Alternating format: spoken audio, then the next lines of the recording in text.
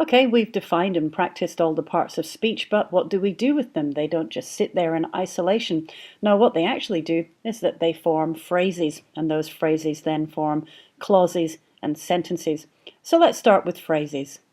By definition, a phrase is any syntactic unit that is not a clause, but has a function as a whole within a larger construction. So basically, you can have words such as they, like in they fed the animals in the forest, and they is a syntactic unit. It functions as a whole concept within a larger construction, which is fed the animals in the forest.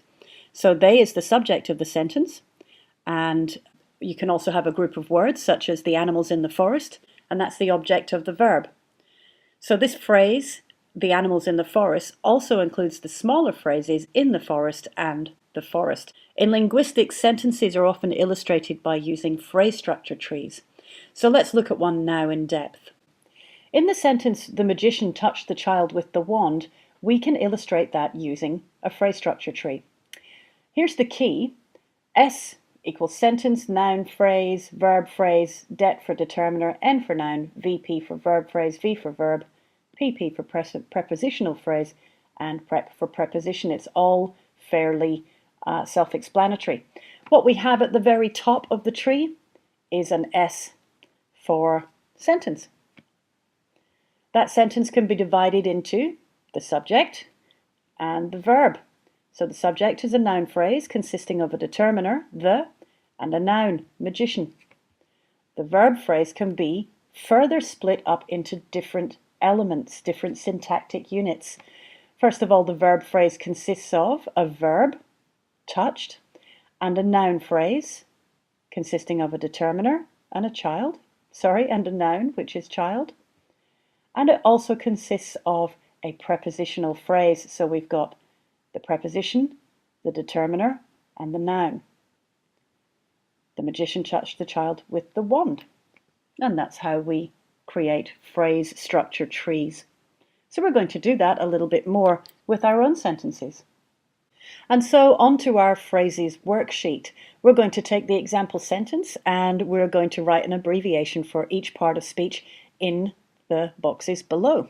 So my is a determiner, big, adjective, green, adjective, dragon, noun, slowly, adverb, 8, verb, the determiner, teacher, noun, on preposition, a determiner, and bridge, noun.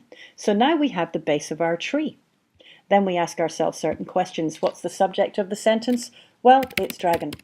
And what part of speech of the subject? Well, we can check that's a noun. So we have at the very beginning then a noun phrase. And do any other words belong with the subject? Well, yes, my big green and dragon belong with that subject. So we would write them down. Now we have a phrase. What kind of phrase?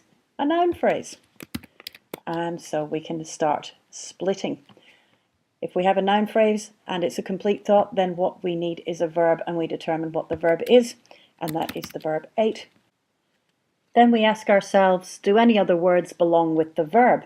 If so, write them down. And basically, slowly, and all that follows, slowly, the teacher on a bridge belong with the verb at the very least. So we write those down and we have another phrase. What kind of phrase? And it's a verb phrase. And so we go on to drawing the phrase structure tree, and we can draw that at all different types of level depending on how much analysis you want to do. So then we can start noting. S for sentence, split into noun phrase and verb phrase.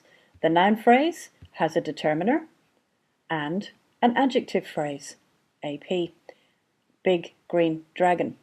And we can take that whole verb phrase, and these triangles in linguistics show that this is where the analysis ends for us. But we can go further. We can look at the verb phrase, if you wish, and split that into more phrases. So the verb phrase is basically slowly ate the teacher on a bridge, and that can be split into an adverbial phrase with adverb and verb, and a noun phrase. You want more? All right, well, you can break the noun phrase down too. Of course you can. You can keep doing that until you have single words, which is what these lines indicate. So that noun phrase is the teacher, and then we've got a prepositional phrase on a bridge. More analysis? All right, let's go for it. prepositional phrase becomes a preposition and a noun phrase, which consists of a determiner and a noun. How easy is that? And altogether, it looks like this.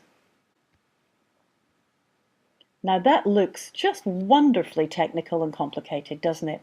But actually it's really quite simple. Constituent analysis is logical.